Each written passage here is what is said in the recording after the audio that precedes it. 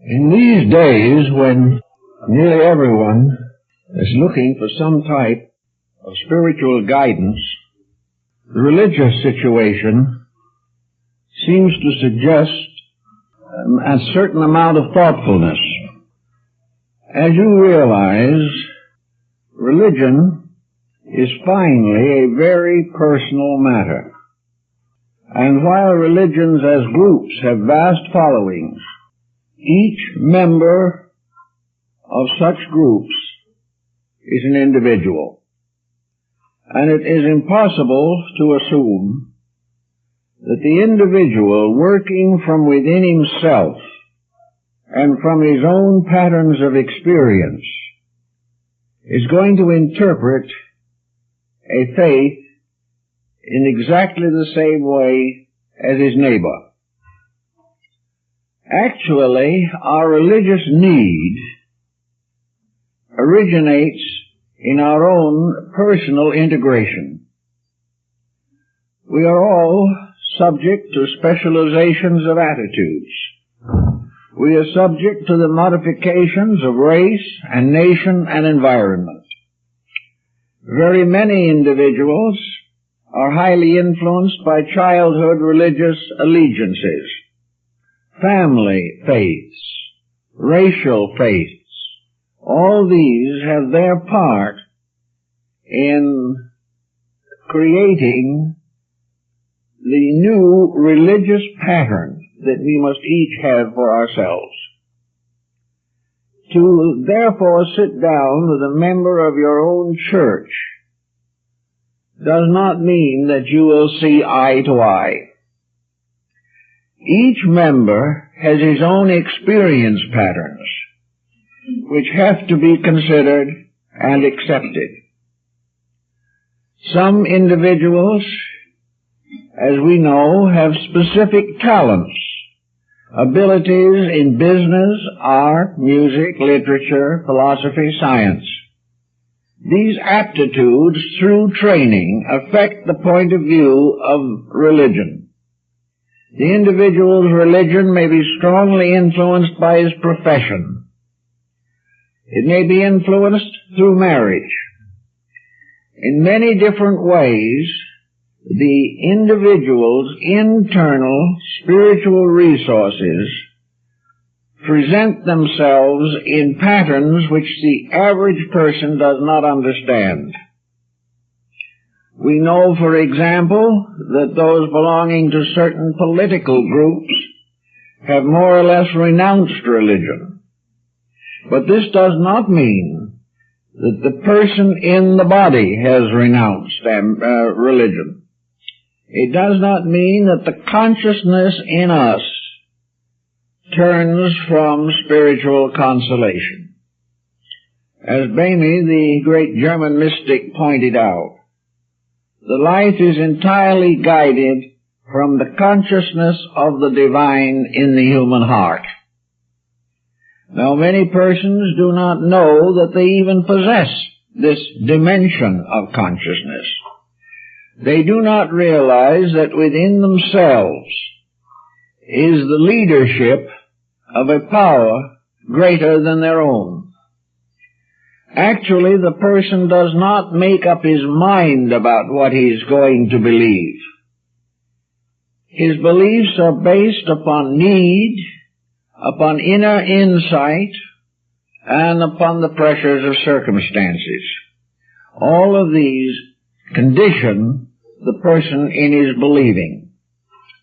Now, we know there are many religions in the world, and that each of them has a different perspective on certain matters. But in general, all religious teaching is approximately the same.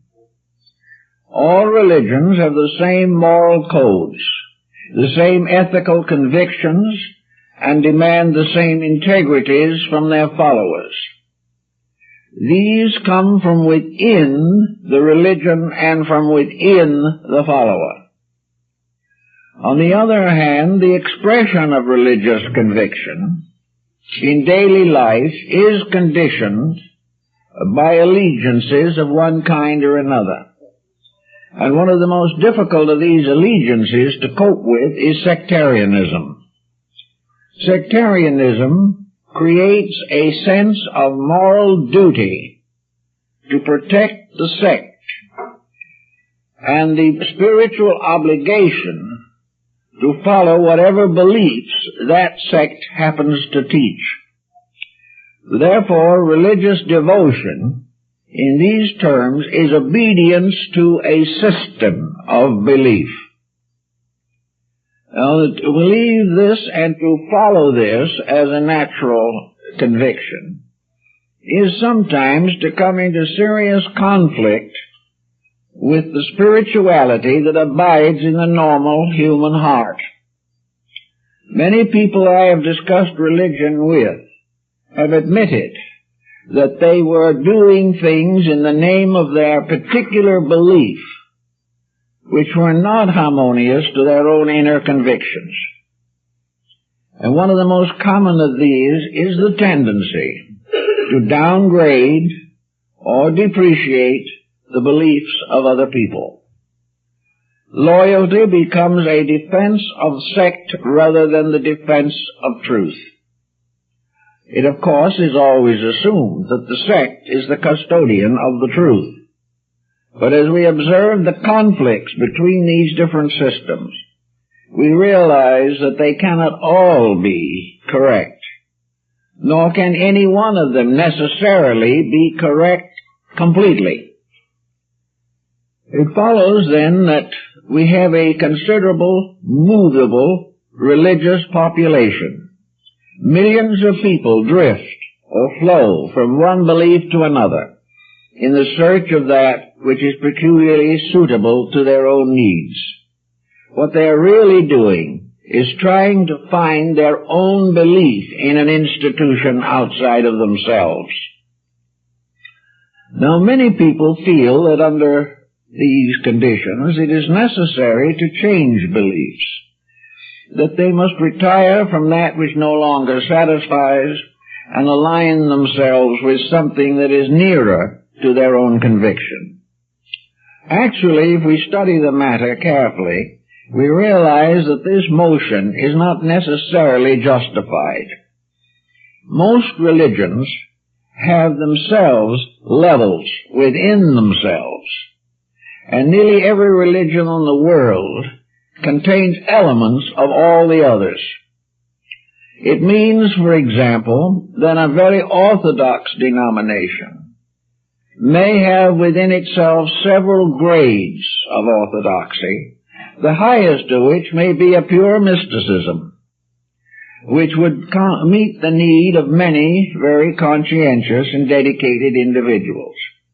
There is nothing in any religion of importance that prevents a person from being correct, being right, being fulfilled within himself.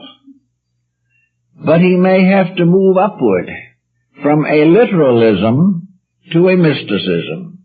But he may find it within the very sect he belongs to. And there is no major religion of the world that does not subdivide and have within it mystical, metaphysical, and esoteric structures. They're all there. They all have followers. They represent levels in which the individual ascends when he is no longer able to accept literalism without question. So it may well be that each person can grow, unfold, and ascend through interpretation, through the structure of his own belief, whatever it may be. He does not necessarily have to change. All he has to do is to grow upward within the structure. Now he may find under certain conditions that this growing up within the structure brings with it creedal inharmonies. He may be criticized by those who have a more literal point of view. He may not yet be considered suitable for those who have highly mystical and abstract convictions. But he still, if he wishes to, can grow quietly and gradually to the level of consciousness natural to himself. his religion must be natural to his inner life. It must not cramp him. It must not pervert his various attitudes. It must not bring with it selfishness or self-centeredness or vainglory. He must gradually unfold in the terms of his own experience that which he desires to believe. And if he does this from within himself, he is a follower of the heart doctrine. And the heart doctrine is present in every religion of the world. This stratification of religion results in a series of sectarian divisions within faiths. In the case of Christianity, we have an incredible number of separate organizations and organisms, all held together by the common thread of Christianity. These different groups have varied beliefs. They do not have recognition of mutual integrities. They are not sure which is the best or the better, but they do have the right to worship God according to the conviction of conscience. We all have that right, and it is not necessary in most instances to leave the faith that we belong to in order to exercise this right. It is natural to us, and we find within religions and groups that appear to be rather primitive some very highly developed moral instincts, high ethical standards, and deep reverence for divine matters. So we have all these different divisions to consider. We also realize that there are new faiths coming into the world almost every day. There are also old ones gradually dying out. Religion, to have vital and contemporary significance, has to be applicable to the problem of the living generation. It has to serve the needs of those of us who are here now, who has faced the problems of our time, and who must develop within themselves resources against the pressures of unkindly providence. This recognition of the contemporary need has resulted in a large group of new interpretations. Some of these interpretations are supported by documentations of one kind or another, some by research projects, some by contemplations and detachments, some by the minglings of Eastern and Western beliefs, and still others, and perhaps the largest group of all, is the group that is dedicated to the personal experience of an adequate faith. The individual struggling for what he needs will find it unless the pressures of other circumstances prevent him from exploring his own spiritual resources. We must assume, as the ancients did, that we are alive because life is within us. We are beings because being is within us. And we worship because God is within us. The deity that is indwelling becomes the final guardian of our conduct and our destiny. It is true also that this being in us is expressing itself through various levels of release. This being is locked within the integration of our own personal attitudes at any given time. This inner light can shine through only to the degree that we give it the opportunity to shine through. If we block the quiet voice of spirit by intellectual activities and conflicts, if we attempt to rationalize intellectually that which can be known only mystically, we come into serious confusions.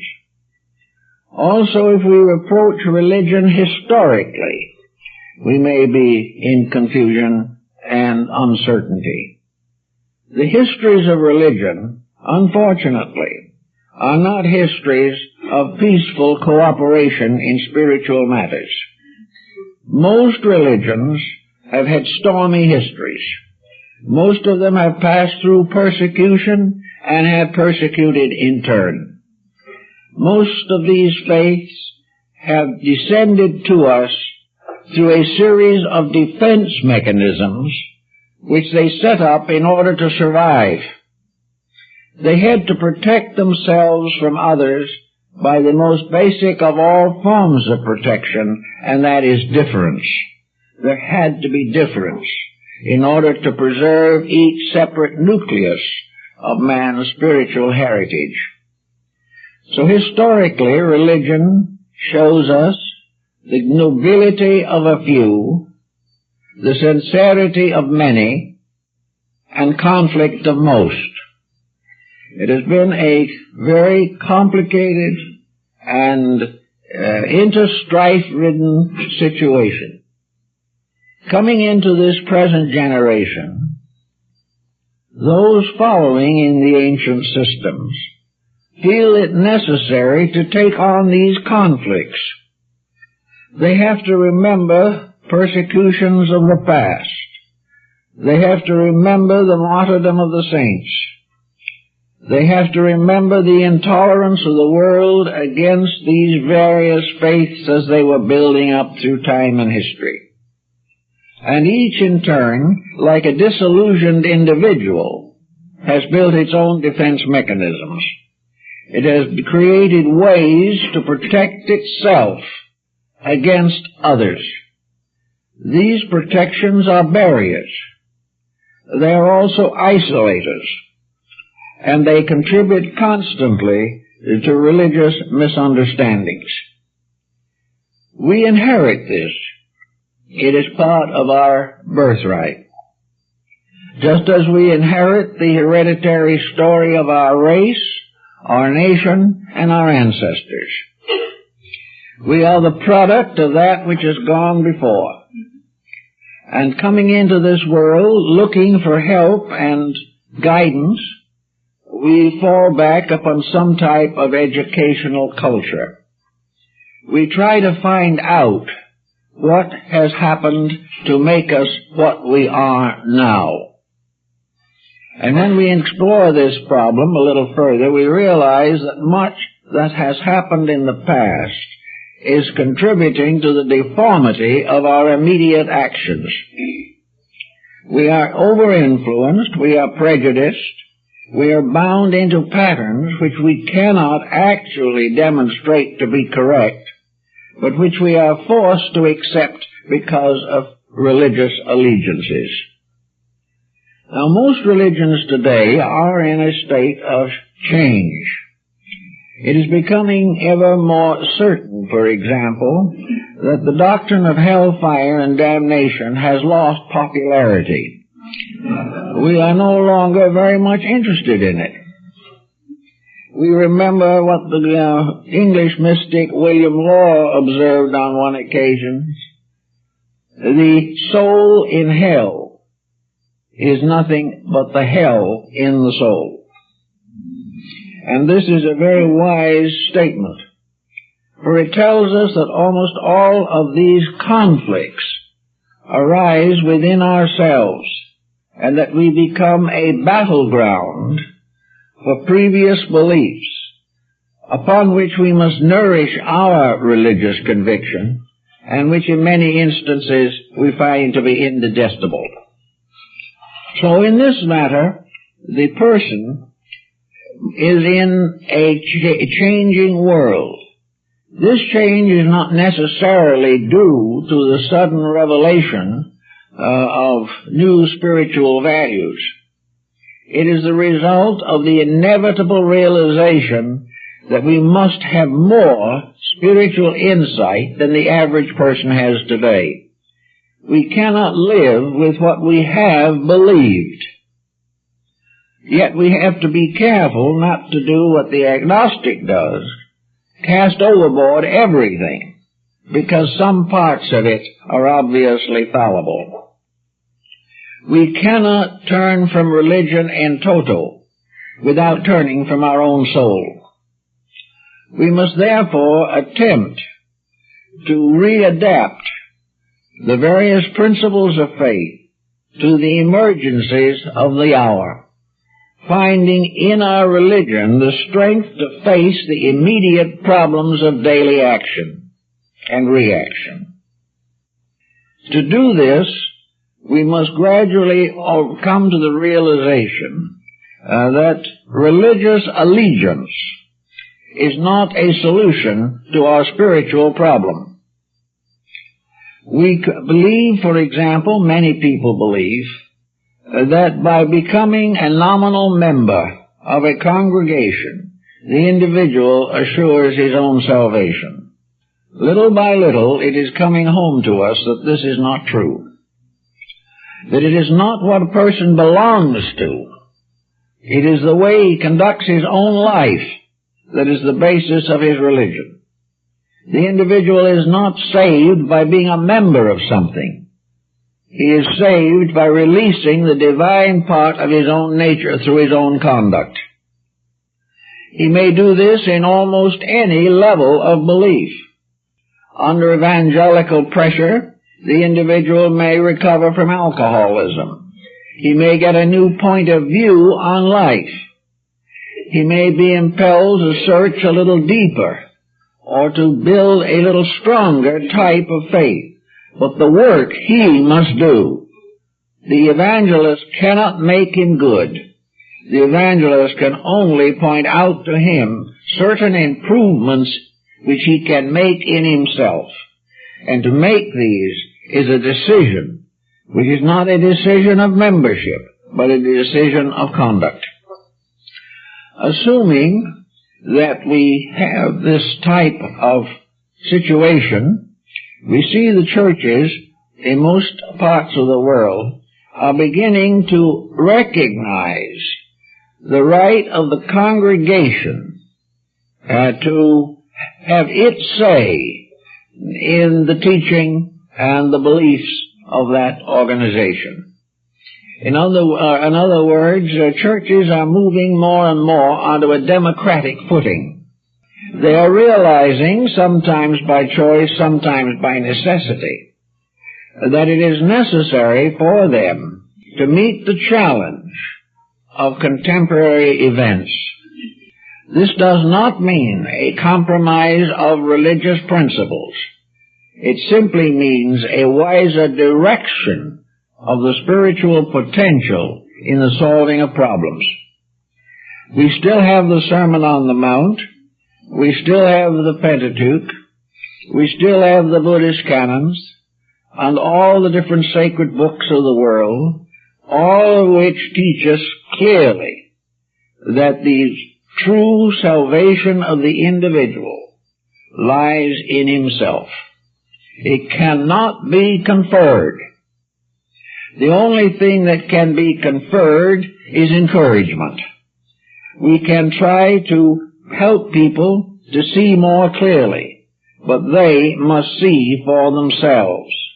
About the only thing that any religious organization can accomplish, really, is to serve as a seeing eye to help a blind person to be able to conduct his life in a reasonable way.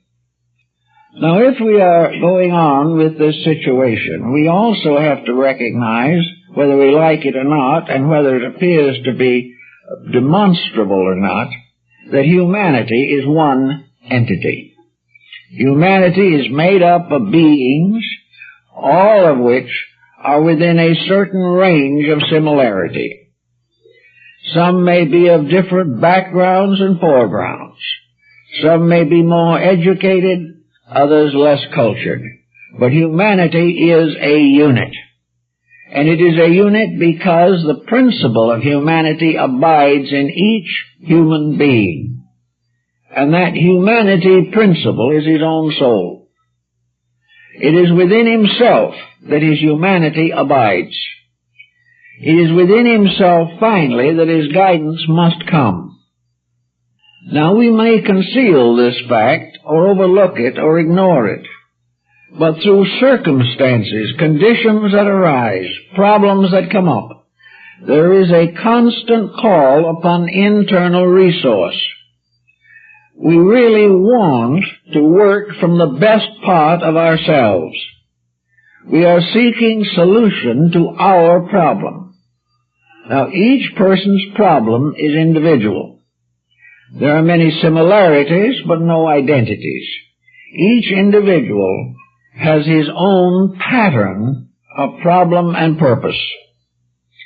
This pattern can only be solved by the resources that he possesses. Now, if these resources are minimal, and he has very little contact with his own inner nature, then he is protected by the sheepfold. He is under the guidance and leadership of a shepherd. This shepherd has as his duty to protect the sheep. The sheep in this case can be parallel to the immature members of a family.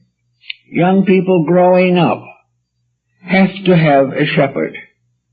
They have to have a guidance in those parts of life in which their own released internals are not strong enough to guide them.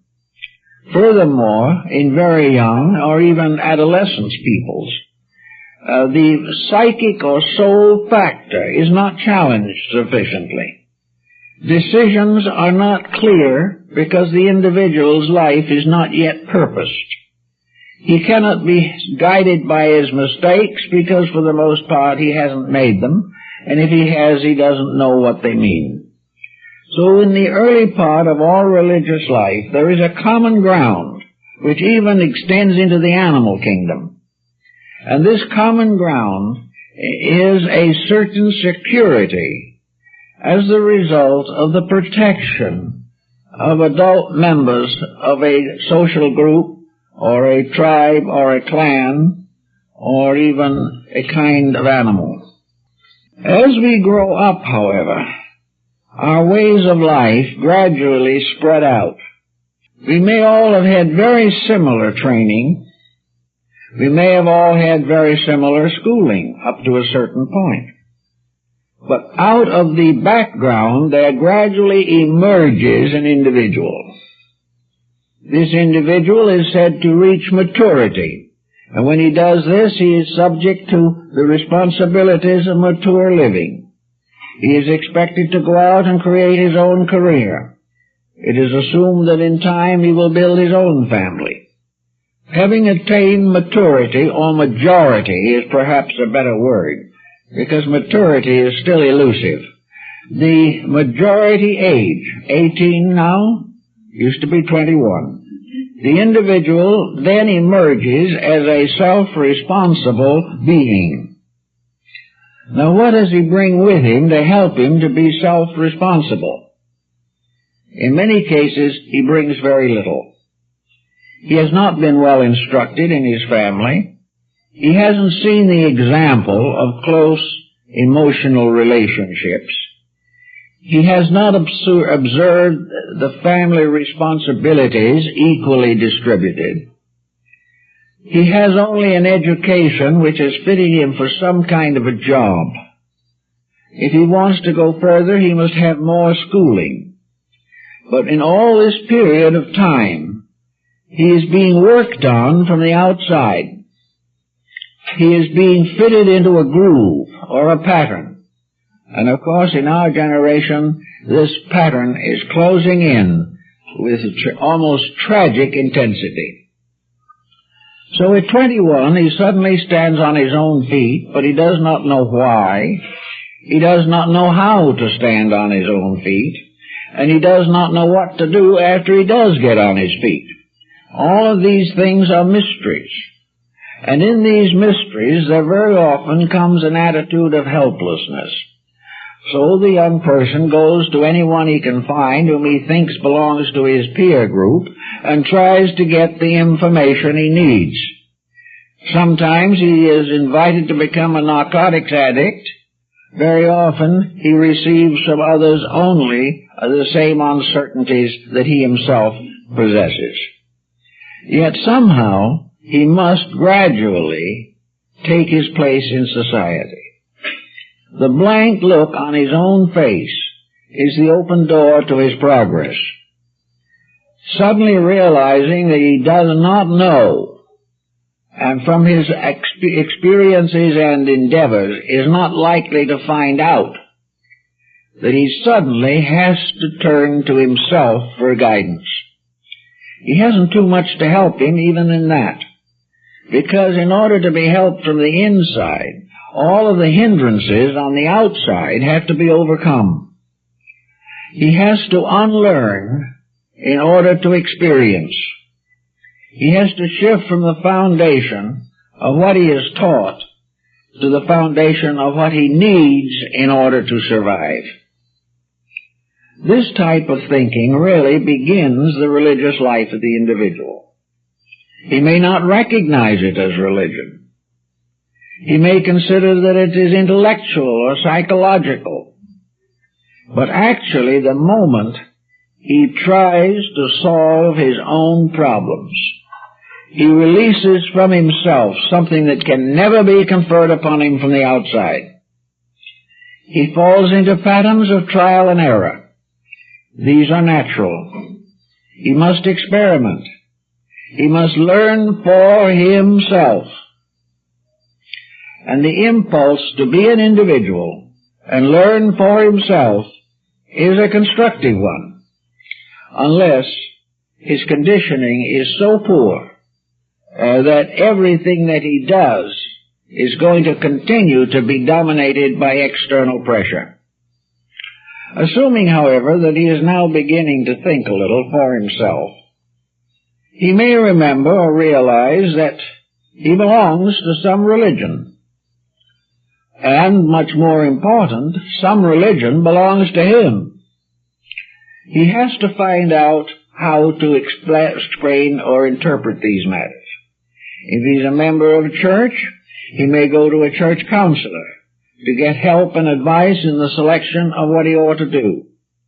From a church counselor, he will probably receive a more idealistic interpretation than he would if he takes an aptitude test. The counselor may try to advise him into what might be termed the sectarian virtues by which life must be regulated. Now, these basic virtues are not bad. They're pretty good. And if he follows them all, or most of them, with care, he is going to gradually reconstruct his own inner life. He's going to shift his center of consciousness from the outside to the inside of his own nature. He is going to begin to think and to plan, and also to develop certain moral and ethical foundations. These he can secure from almost any denomination of any faith in the world. They become the basis of a disciplined pattern. If he will accept this pattern, it will increase and unfold within his own nature. If he cannot accept it because too much mental and emotional pressure is against it, then he will have to fall into the dilemmas of those who are not able to control their own lives. They get into one difficulty after another. Now, over this whole complete pattern of things lies the principle of divine wisdom. The deity is concerned with only one problem: the perfection of its creation. It has no intentions of failing, and failure is inconceivable to a being that possesses all power, all knowledge, all wisdom, all strength, and all love. To be perfect in these principles which we attribute to deity leaves very little space in our concept of God for doubts, jealousies, or for the belief that deity is partisan and therefore is subject to all kinds of earthly intemperances and intolerances. The fact that the complete plan of things is to move everything to the fulfillment of itself, and in so doing, to the release of the God in the self. As this is the plan, it doesn't require a great deal of theology, but it does for a time require a certain amount of diligence and faith. The individual has to believe that there is a meaning for his own life. He has to believe also that he is not living for himself alone, nor is he living for his world alone, or his neighbors, or his family responsibilities. He is living to fulfill deity. He is living that God may be made flesh and dwelt among us. Each person, therefore, is responsible for his share in the release of universal law, first through his own nature, and then through the natures of those around him to whatever degree he can. There can be success working with self.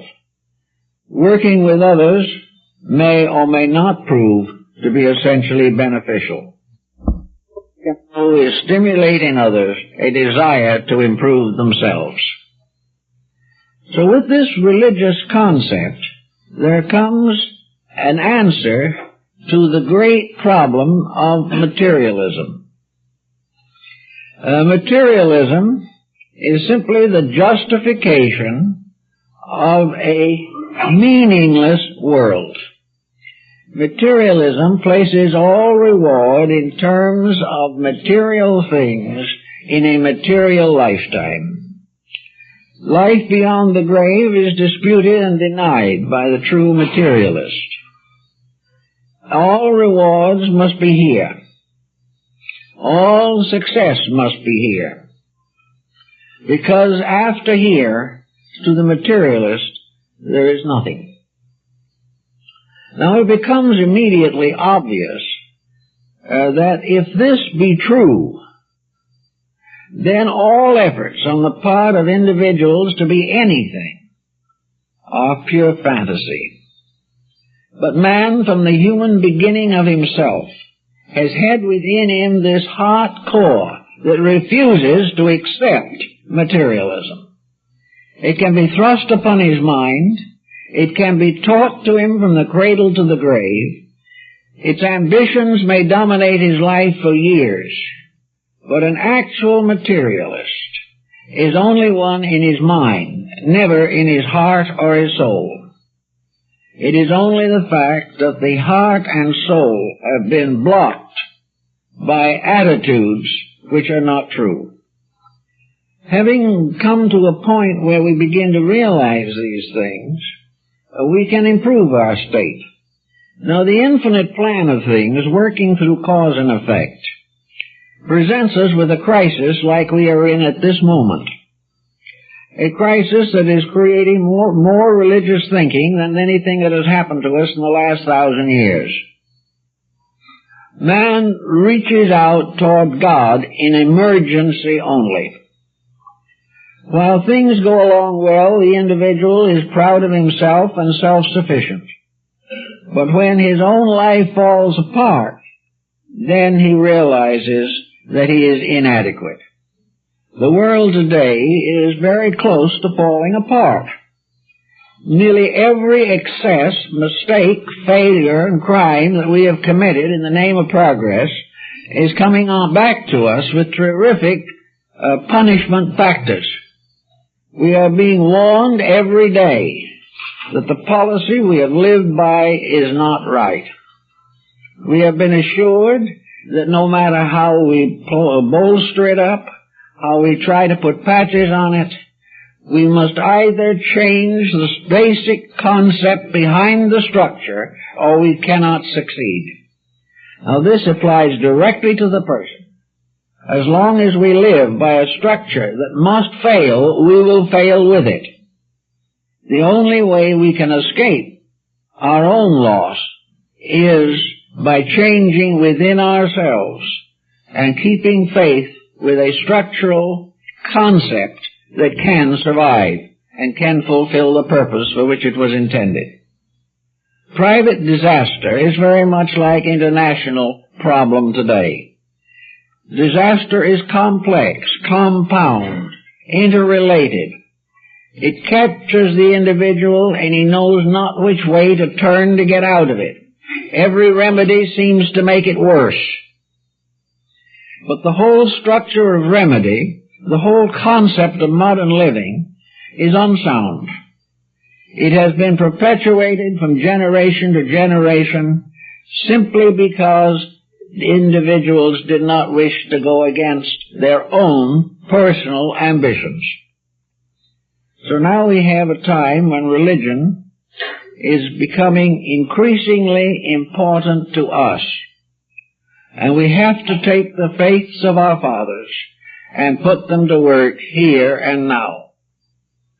One thing that is true of most people is that they need a certain amount of associational support. The individual who finds himself completely alone in his beliefs or in his attitudes and discovers this too soon is in trouble. The individual who has no outside associations that support his convictions and has not developed sufficient internal resource to protect his convictions, this individual is truly on the horns of a dilemma. He cannot stay this way, however.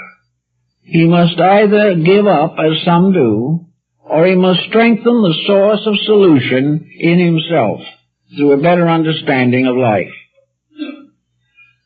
In these various religions of the world, we have also other qualification levels, as Emerson pointed out, and Thoreau also, I think, wrote a little something on the subject, and that is that while we have names for religions, we do not have adequate identification of the sources and interminglings of religious teachings. It is a mistake to assume, for example, that any religion stands completely alone. There are no religions in the world which are not themselves mixtures. Every religion we have had a dependency on something that preceded it. Every religion has borrowed and begged, and in some cases stolen, the ideas of other faiths. Now this is probably due to the fact that the believers in these different religions came from different backgrounds. And if these believers reached a place of authority within a religion, they have begun to modify it by the wisdom that they brought to it in the first place.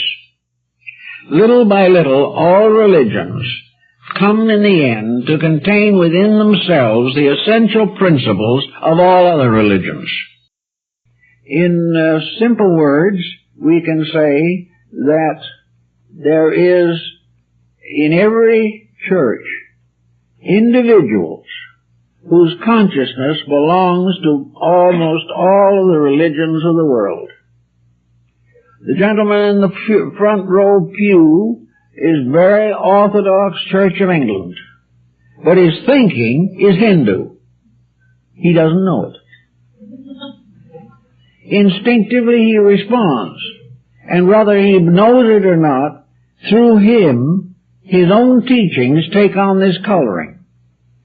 A quiet-faced elderly lady in the back of the congregation has been very faithful, has gone to church every Sunday in her lifetime, and has a perfect record, and she is, without knowing it, a devout Buddhist. She doesn't know it.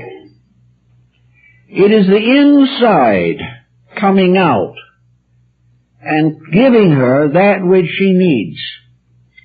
If you named it and analyzed it, you would have to classify it with the Buddhist faith. But when you don't do that, she doesn't have to classify it. To her, it is perfectly good Church of England. Because that's what she believes.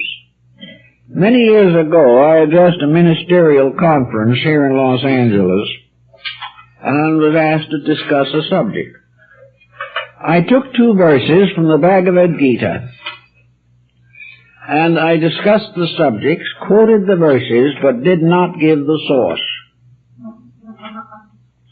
After the meeting was over, a retired Methodist was so glad that I was a Methodist. A Baptist was sure I was a Baptist. An Anglican knew I had to belong to Church of England. And these men of different groups all agreed that what I had said was uniquely theirs. And this is what it is all over the world. Just let us face these things. The barriers of sectarianism are artificial. But when something strikes the heart or the soul, the acceptance arises. But it is interpreted in terms of the familiar. We take it on in terms of what we already accept as correct and proper.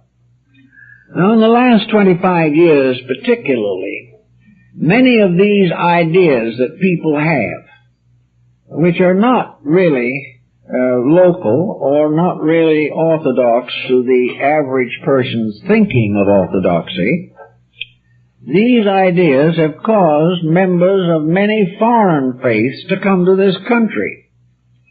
We now have all kinds of Oriental teachings here. We have teachings that have been restored from the remote past. We have the disciplines and ideas that go directly to Egypt, or go to China or Persia. We have all kinds of ancient beliefs that have been restored. Somebody somewhere along the line read a book on it, or read one of the recently discovered Gnostic library manuscripts, and suddenly realized that what was in there was true. So he started a little group to study the problem, and soon he had his own little following. All of these different groups, with their Zen and their Tibetan and their Brahmanic and their classical interests and activities, are all people flowing into the recognition of what they already believe. This isn't something new coming to them. It is simply the fact in all their lives this has been their point of view, but they never knew what to call it. They never knew why they believed that way. And then suddenly a group starts here with the same teaching, and they discover that they have come home. Now, this does not mean that these types of allegiances represent the breaking up of religions, nor are they constantly endangering orthodox structures. They are simply a little symbol of the fact that inside of us, each of us belongs to all religions. We are all of one faith, and that faith is humanity. It is the religion which we have put into 150 languages or more. We have distributed it throughout the world. We are now reprinting and re-editing the religious creeds of practically every nation. And they are all part of the simple fact that the God in man is the Father of all faiths. We have to feel this and realize it. So these faiths may have division within them, but the truth is never divided. It is emphasized, it is experienced, it is discovered. The individual who has for many years longed to go to some quiet and peaceful place and rest for a while suddenly discovers the ashram, something he didn't know there was before. Also, others, feeling the same type of impulse, make a retreat. They do a novena, or they do something. But whether they are meditating on the heights of the Himalayas or in a retreat somewhere in Southern California, they are fulfilling the same spiritual need, a need that has grown within themselves. Consequently, there will be people, probably, who will never know exactly where their faiths come from. They will never know why the heart in them wants a certain thing, why it tips naturally and suddenly says, I have found what I'm looking for. If this happens, then it is a very good sign, as long as the mind has the power to censor the quality of the belief. Man believes on different levels. Some people believe only in that which will fulfill their personal desires. Some want to believe a faith that promises wealth. Others want a faith that promises freedom from responsibility. Still others perhaps want a faith that will heal their illnesses. Each individual has some interest in a certain form of belief because that it will cater to himself. He has to be watchful of this, however. A faith that caters to him and isn't suitable to him may not cater to someone else and will be suitable for them. It depends entirely upon the emerging need of the person. And it is to meet this emerging need that he has to consider his religious allegiances. Now, if you're looking for a religion, the first thing you really have to do is to decide in yourself what kind of a person you are. What are your dominant interests in life? If your dominant interest in life is to be happy, this is not a good foundation for a profound mystical experience. If you wish most of all to get over some kind of an ailment, then you will naturally be interested in groups that perform healing activities. To you, then, your religion is a seeking after the restoration of health, and this in turn may be nobly impelled. It may be that you want to be better so that you can fulfill your responsibilities more adequately. If your reason for health is that you want to live to learn more and be a better person, it is perfectly justifiable. But you have to study out what is the motive behind your desire to find a religion. Probably the most common motive that we have is the realization of personal inadequacy. There must be always so much unfinished business in our living. We must find answers to things that are not pleasant or particularly fortunate to our present condition. But we are all looking for release from something. We are looking for attainment of something.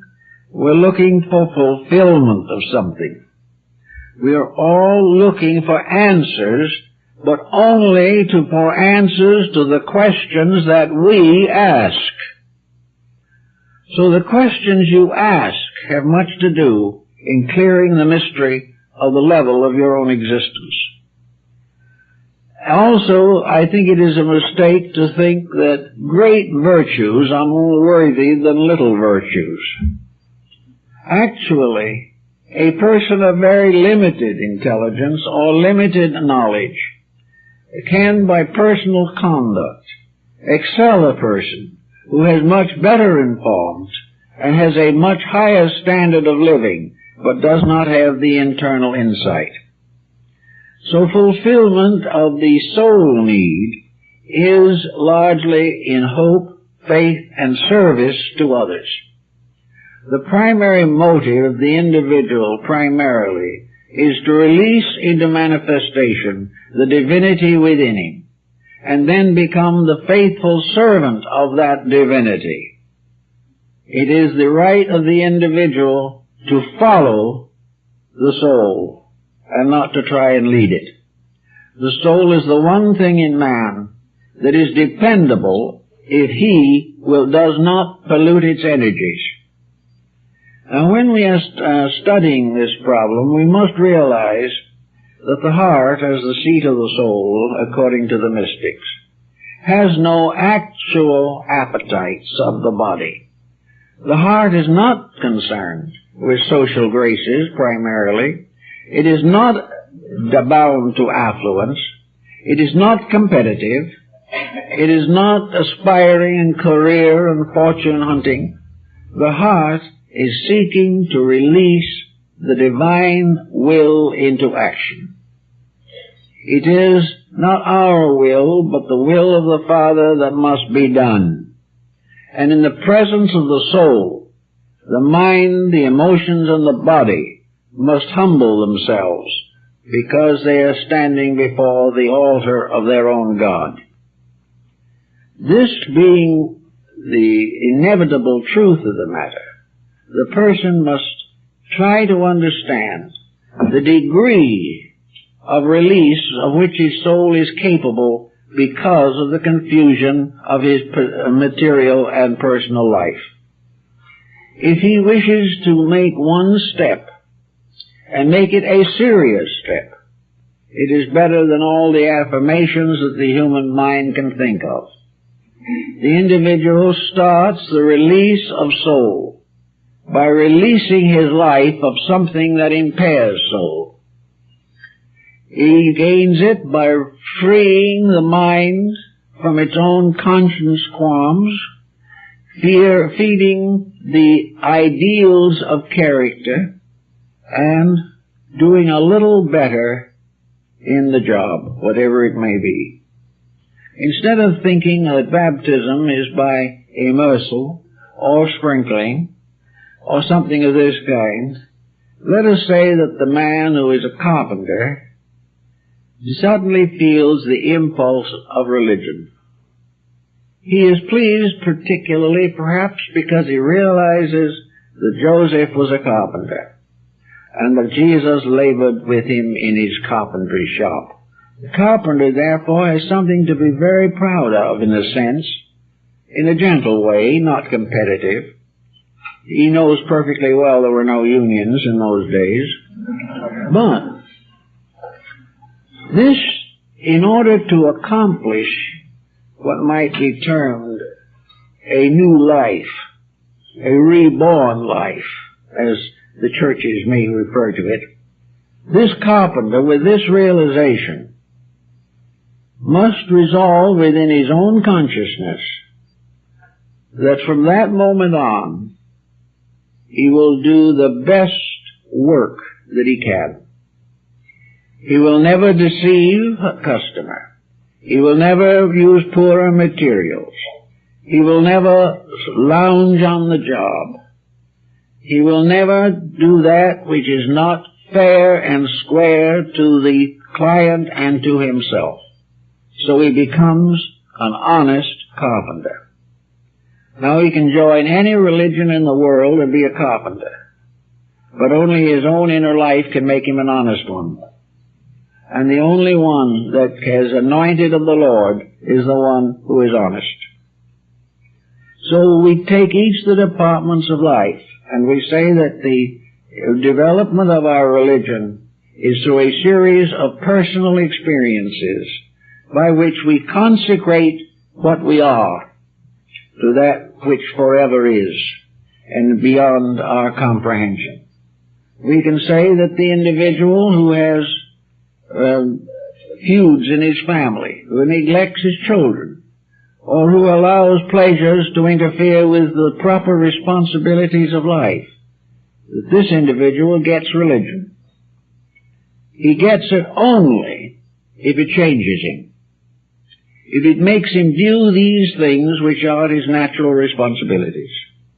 No matter of affirmation, attendance, confession, or contrition can solve his problem unless he improves his own conduct.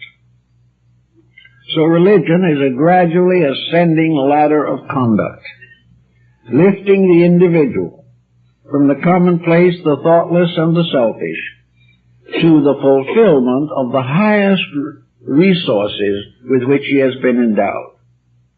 It does not follow that the carpenter can in a few months or a few years attain to some high philosophical or spiritual level. He doesn't have to. because everything is the release from within himself. And as he releases, he ascends whether anyone knows it or not. And he is in favor with those powers of life which finally decide all things. So if you're looking for a religion that's going to help you at the moment, you might look at some defect in character that needs attention.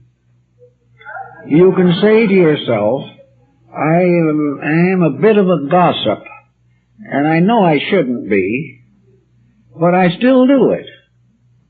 Well, the soul is not a gossip. The man is not created to be a gossip. We are told in the Bible that he's supposed to spread glad tidings. Well, if that is the case, there are some very delinquent sinners somewhere in the world. No, we don't have to gossip. This is our first sacrifice. If we recover from this habit, we have a new birth of virtue in ourselves. And that is a good start. Another individual says, I'm vain. I'm loaded with vanity. I think too much of my own outside appearance and nothing about my inner life. Another one will say, I am selfish. I want too many things. I waste money. I go in debt. I do all kinds of things. Take one of these and start to work on it and find out what conscience, character, and the inner life within you would like for you to do about it. You know what your mind is going to say, that is, keep on doing it, because I'm having fun doing it. But this is not a conversion, nor is the individual who makes $1 million suddenly religious because he builds into the church a new stained glass window. That's supposed to wipe away a lot of sins. But there's something strange about a window that is put in by a person who in one way or another was dishonest in his business transactions, or at least failed to live up to the religious standard of the sect to which he belongs. Start in, then, with some simple thing that needs cleaning, needs brushing up, needs changing, and begin by finding the natural religious pattern that is practical and useful. For the majority of human beings, churches are more or less standard structures. Of churches, the most valuable that I have ever contacted and have ever experienced are the churches in small towns. There is no great pretense in them. There is no great pretense in the followers. They have not a vast building program that's going to cost $100 million. They are not constantly raising funds for their own salaries. These little town preachers and their families and the congregations that go to them are going for consolation. They're going for a moment of quietude to refresh the spirit. And they are simple people with simple needs. There's no reason to try to teach them some abstract philosophy or some great oriental truth. The thing they need is the courage to live day by day and keep the principles of a good life. They need the strength to take care of their older people, the strength to discipline the young, the strength to work without hope of reward, and most of all, the strength to give everything they have because of love, devotion, and integrity. Here we have the beginning of religion. And religion of this kind, in one way or another, is found in practically all parts of the world. Even among the most primitive people, there is this dedication to common need. There is this recognition of responsibility and also a strange, subtle gratitude from the realization that there is a divine plan which is carrying on regardless of us. So the problem is to find something simple. Do not find things that stir up a tremendous amount of fervor. Do not join elegant churches because of their elegant congregations.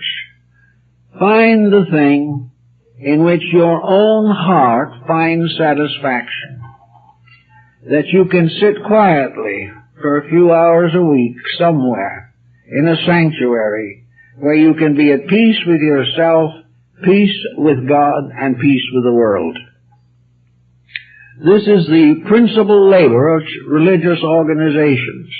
The moment they go from this, there is danger. And today, religion, sad to say, is big business. It is now something which is fulfilling the ambitions of people whose ambitions are not religious.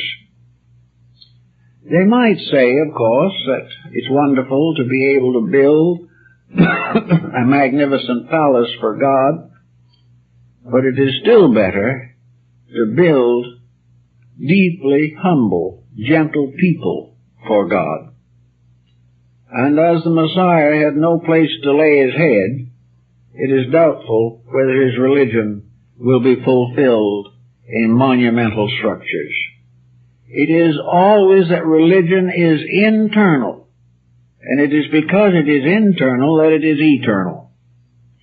Every generation is born with the seed of religion just as surely as each generation is born with the seed of propagation.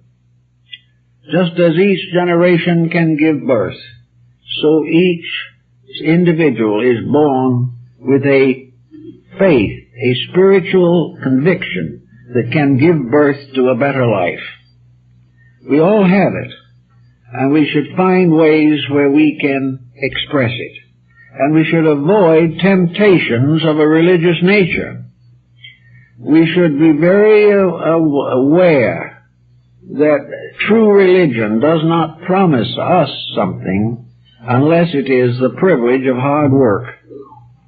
Religion is not an escape from life. It is not a substitute for character. It is not, in any sense of the word, a material edifice. It is simply the eternal truths of life living on generation through generation in the human heart. And it is this heart that is the matchless altar of the human soul. So whatever belief you are in, whatever church you belong to, stay with it if you want to, but grow in it. Outgrow one level of interpretation to another. I know cases in which persons belonging to very orthodox religions have attained great mystical insights.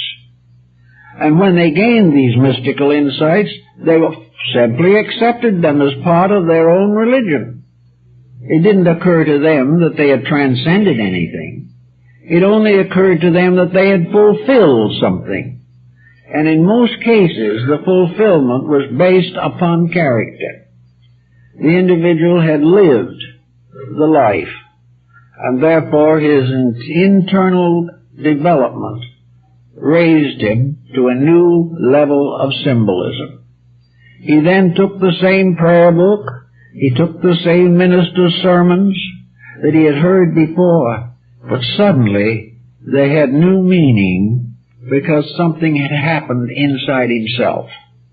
And he was perhaps able to take a meaning out of simple words that the preacher who spoke them had no understanding of at all. It isn't what you hear, it's what it means to you. And it means to you what you are. So there is really no need of any spiritual conflict on the theological level. There is need for a certain amount of discrimination in a time when we are confronted with religious temptations more seriously than perhaps in the last 500 years. We have to use discrimination, but it is based upon a simple statement of the truth of things. Practically any decision we want to make can be guided by the Sermon on the Mount. The decision can be guided by our inner concept of what truth and faith really are. We are looking always for a way to be more useful, and in various fields of religious activity we have many groups who devote themselves to missionary work, to field work, who become religious missionaries, medical missionaries, social missionaries, their lives devoted to service. And it is the life of service, not the organization to which they belong, that determines their place in the development of religion.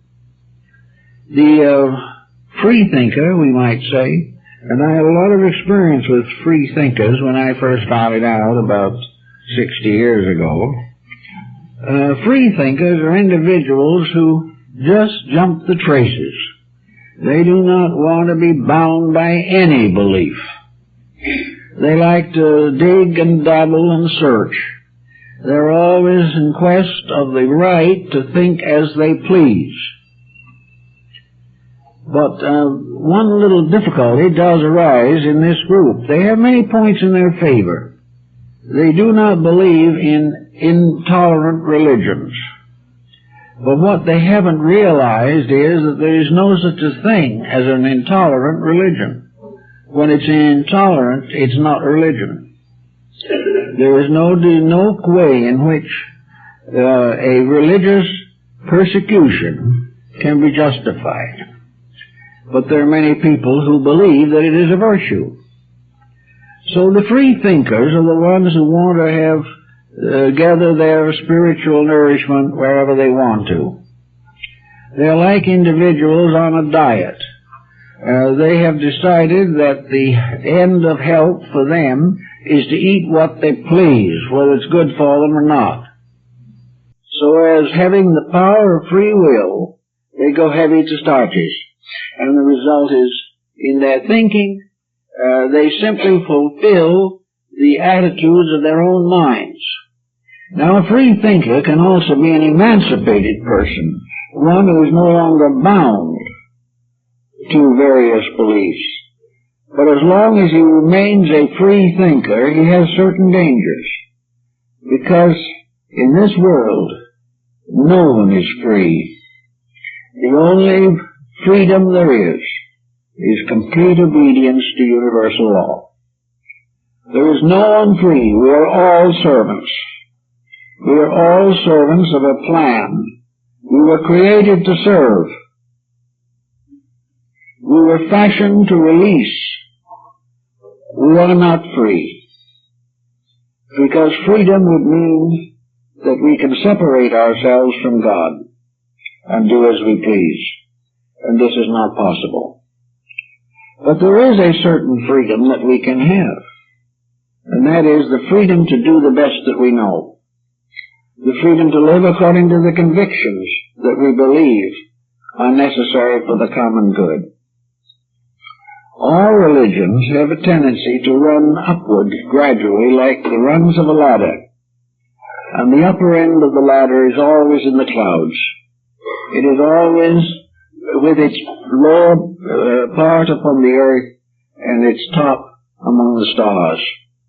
We are all climbing these different ladders, but these ladders are not physical institutions. These ladders are levels of ourselves. We are moving upward from one level of our own insight to another. The important thing is to keep moving and not become stranded on one of the levels. We must not sit back complacently and say, I now have the religion that makes me completely comfortable. Anything that is completely comfortable is a little dangerous. What we should do when we reach a point where our insight has given us a deeper understanding, we must realize that it is now our privilege to labor with deeper problems. That there are many things that we do not understand, no matter how complacent we may become. So we have to keep on growing. Outgrowing today always determined in our consciousness to be better tomorrow than we are now. This is really the whole structure of religion. And from every part of the world we have the same stories. Every religion has produced its saints and condoned its sinners. Every religion has built temples to God, and as Ingersoll pointed out, all too often dungeons for men. All these things are part of religions because religions are fashioned by human beings.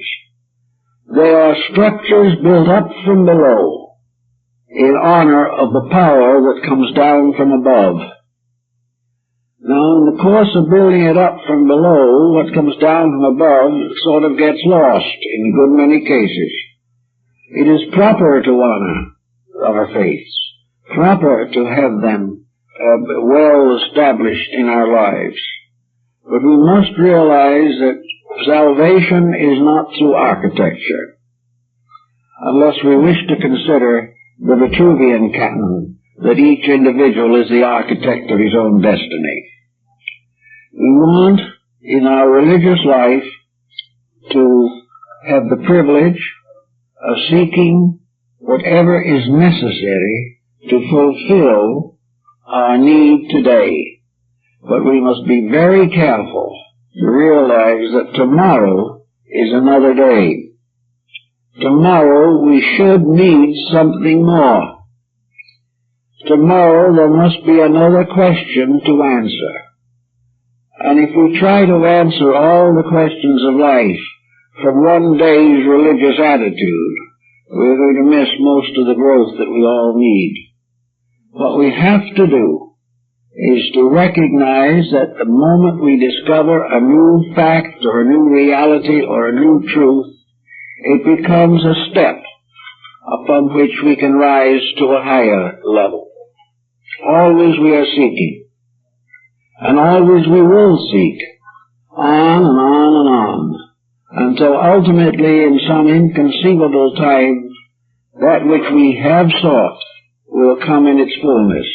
For what we are seeking is restoration into the divine mystery. We are seeking to be one again with the God power for which we were fashioned. And until we achieve that end, we must keep on striving, keep on growing, and most of all, keep on with the deepest affection and compassion for all living things and all human beliefs. If we can do this, at least in substance or in principle, I think we will find that we do not have to change any particular place of worship.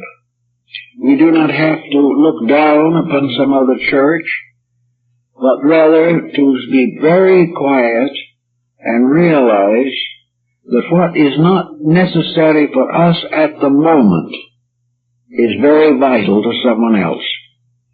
I've known people belong to various groups that would be considered pretty disrespectable, and they were wonderful people. They had not discovered that there was anything wrong with their belief. So I've sat down with them and talked about it. And I find that most of these people have interpreted into their present belief the best part of themselves.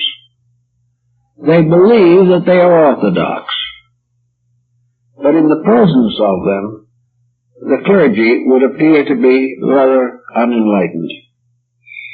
These people are good because they are good, and they are good because in their hearts they have a belief that transcends the doctrine with which they are associated. They cannot be spoiled. You cannot spoil a good person, but you can spoil anyone who has ulterior motives of any kind. So it's not too much to worry about. It may be that you have relations or friends that are what you regard as members of less desirable faith than your own. Remember also that somewhere there is someone who's thinking the same thing about you. They only wish you'd wake up. while you are trying to wake somebody else up. These notions are not necessary at all, because the final faith, the final proof of the fact that we are in the right place religiously is that in the place where we are impelled to use our resources as wonderfully, as beautifully, and as graciously as we can. That we find, when in doubt, that the best answer to our problem is in the name of deity to serve those whose need is greater than our own. To serve that where necessary is to be servants in the house. And in this we are all servants. Now a man I knew very well, was quite a celebrated doctor, told me one day, he said, you know, I started out with a very good knowledge of medicines.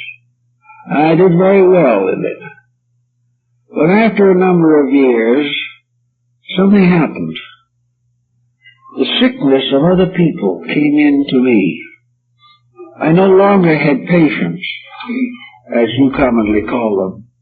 He says, I had children. Little, suffering children. I could no longer think of them in the form of customers. They were human beings in trouble. So he said, I closed my office, I went to another town, I opened a little clinic, and the joy of my life has been nearly 30 years in which I have served the sick without pay.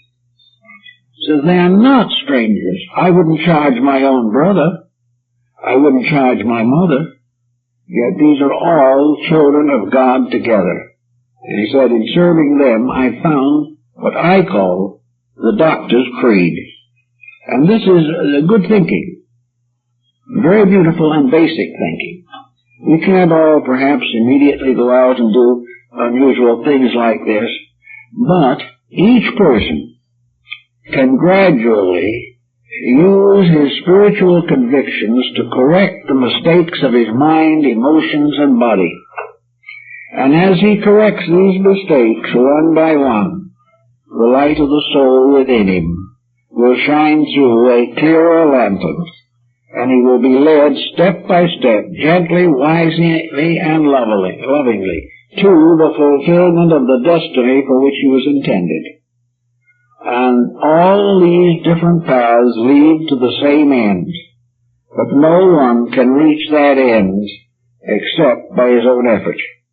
And if he has that effort, if he dedicates his life to the pursuit of service and integrities, he will grow, and the abilities within him will unfold, and he will discover sometime in the future that the abilities within himself can unfold to such a degree that he totally becomes God. In this realization we have an ultimate, but along the way we can take on the labors of deity, we can take on the convictions of deity, the infinite patience of deity, the eternal compassion, the final wisdom which comes from the fulfillment of the divine plan by which we were fashioned and by which we shall be perfected. With these thoughts in our minds, we can really make some steps forward in religion. Thank you very much.